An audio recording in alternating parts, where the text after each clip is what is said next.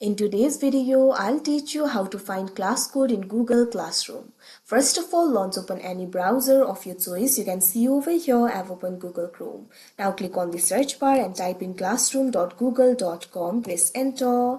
After you do that, you'll be led to the official website of Google Classroom. Make sure you're logged in to your account.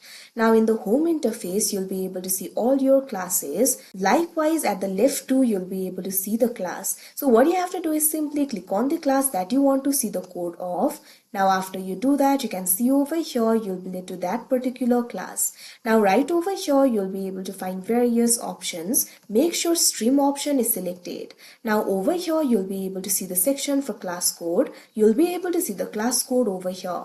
If you click on this option, expand, you can see over here, you'll be able to see the expanded version of the class code. So you can simply click on this option, copy invite link if you want to copy the invite link, or if you want to copy the class code, what you have to do is simply highlight the class code. Now right click on your mouse and you'll be able to find the option for copy. Click on it. After that, the class code will be copied. So like this, you'll be able to find it. So that is how you find class code in Google Classroom. I hope you found this video helpful. Thank you for watching.